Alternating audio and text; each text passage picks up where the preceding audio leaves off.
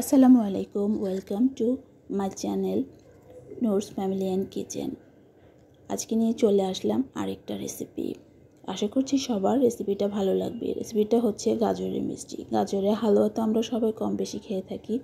গাজরের হালুয়া থেকে যে মিষ্টি তৈরি করা যায়, আজকে তারই রেসিপি দেখাবো। রেসিপিটা শুরু থেকে শেষ পর্যন্ত দেখলে আপনারাও তৈরি করতে পারবেন এমন লোভনীয় একটি গাজরের মিষ্টি।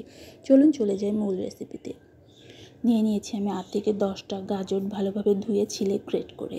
দেন দিয়ে দিচ্ছি কড়াইতে আমি তেলও দিতে পারেন আপনারা। আমি দিয়ে দিচ্ছি ঘি। আমি 1 থেকে 1.5 টেবিল চামচ পরিমাণ ঘি দিয়ে তা গলিয়ে নিচ্ছি এবং তাতে দিয়ে দিব আগে থেকে গ্রেট করে রাখা গাজর দিয়ে ভালোভাবে নেড়েচেড়ে ভেজে নেব। এ পর্যায়ে আপনারা আঁচটাকে মিডিয়াম থেকে হাইয়ের মাঝামাঝিতে রেখে গাজরটাকে ভাজবেন এবং অনবরত নাড়তে থাকবেন যেন নিচ থেকে লেগে না যায় বা পুড়ে না যায়। নাড়াচাড়া বন্ধ করা যাবে না, তাহলে পুড়ে যেতে পারে। লো হিটে যদি আপনারা গাজরটাকে ভাজেন বা রান্না করেন তাহলে গাজরের কালারটা নষ্ট হয়ে যাবে। এ পর্যায়ে আমি অ্যাড করে দিচ্ছি আগে থেকে ঘন করে রাখা 1 কেজি পরিমাণ দুধ, যেটাকে আমি ঘন করে হাফ কেজি বা তার চেয়ে একটু কমিয়ে নিয়েছি। নেড়ে চেড়ে অ্যাড করে দিচ্ছি 1 চিমটি পরিমাণ লবণ যে কোনো মিষ্টি খাবারেরই ব্যালেন্স আনে, তাই লবণ যে কোনো মিষ্টি খাবারেরই একটু করে দিতে হয়। আমি একটু লবণ দিয়ে দিয়েছি, আবার নেড়ে চেড়ে মিশিয়ে ঢাকা দিয়ে রেখে দিচ্ছি কিছুক্ষণ। ফিরে আসছি কিছুক্ষণ পরে। এর মধ্যে আমি গোটা কয়েক এলাচ এবং দারচিনি আস্ত দিয়ে দিয়েছিলাম। আবার নেড়ে চেড়ে মিশিয়ে নিচ্ছি। এ পর্যায়ে অ্যাড করে দিচ্ছি চিনিটা আপনাদের টেস্ট অনুপাতে আপনারা বুঝে শুনে দেবেন। আমি এখানে হাফ কাপ থেকে কম পরিমাণ চিনি অ্যাড করেছি। আবার নেড়ে চেড়ে দিচ্ছি। এ পর্যায়ে চিনি থেকে পানি ছেড়ে দিয়েছে। এই পানিতেও গাজরটা আবার অলমোস্ট সিদ্ধ হবে মোটামুটি। আবার নেড়ে চেড়ে ঢাকা দিয়ে রেখে দিচ্ছি কিছুক্ষণ। তারপর অ্যাড করে দেব গুঁড়া দুধটা অবশ্যই আপনারা অ্যাড করবেন। চাইলে গুঁড়া দুধের পরিবর্তে চিনির পরিবর্তে আপনারা কনডেন্স মিল্কও ইউজ করতে পারেন। গুঁড়া দুধটা দিলে ফ্লেভারটা ভালো আসে। আমি এখানে 2 টেবিল চামচের মতো গুঁড়া দুধ অ্যাড করেছি। আবার নেড়ে চেড়ে ভালোভাবে মিশিয়ে নিচ্ছি। গাজরের হালুয়া যদি হয়ে যায় তাহলে চাপ দিলে এটা থেকে তেল বের হবে। আমারটা দেখুন এখনও পানি বের হচ্ছে, তার মানে এটা এখনও হয়নি। নেড়ে ছেড়ে আবার কিছুক্ষণ রান্না করে নিচ্ছি। এ পর্যায়ে চাপ দিলে দেখা যাবে যে এটা থেকে ঘি বের হচ্ছে, তার মানে হালুয়াটা হয়ে গেছে। হালুয়া রেডি হয়ে গেলে সাইডে রেখে দিচ্ছি। এবার তৈরি করে নেব ভিতরের পুর বা সন্দেশ।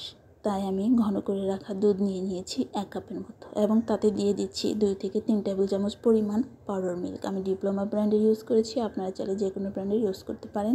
দিয়ে দিচ্ছি টেস্ট অনুপাতে চিনি। আমি অলমোস্ট 1 টেবিল চামচের মতো চিনি ইউজ করেছি, আপনারা আপনাদের টেস্ট অনুপাতে অ্যাড করবেন।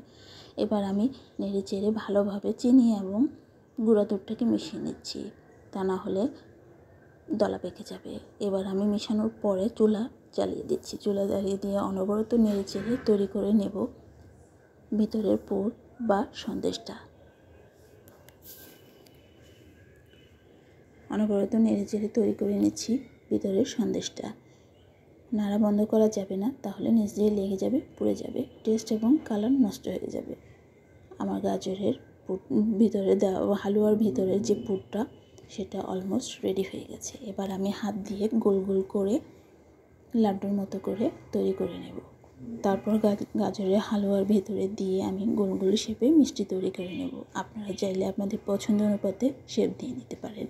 এটা দেখতে যেমন লোভনীয়, খেতেও তার চেয়েও মজা। আশা করছি অবশ্যই আপনারা বাসায় একবার হলেও ট্রাই করবেন। রেসিপিটি যদি ভালো লেগে থাকে তাহলে আমার চ্যানেলটা সাবস্ক্রাইব করে দেবেন এবং আমার ভিডিওতে একটা লাইক করে দেবেন। নেক্সট ভিডিওতে আরও কোনো মজার রেসিপি নিয়ে হাজির হব। অবশ্যই আমার পাশেই থাকবেন, আমাকে সাপোর্ট করবেন। একে একে আমি সমস্ত মিষ্টিগুলো তৈরি করে নিচ্ছি। দেখুন কতটা ইয়ামি হয়েছে। আপনারা অবশ্যই তৈরি করবেন, নিজেরা খাবেন এবং সবাইকে খাওয়াবেন। নিশ্চয়ই ইনশাল্লাহ সবাই আপনার প্রশংসা করবে। নেক্সট ভিডিওতে আবারও দেখার আমন্ত্রণ রইল। সে পর্যন্ত ভালো থাকুন। আল্লাহ হাফেজ।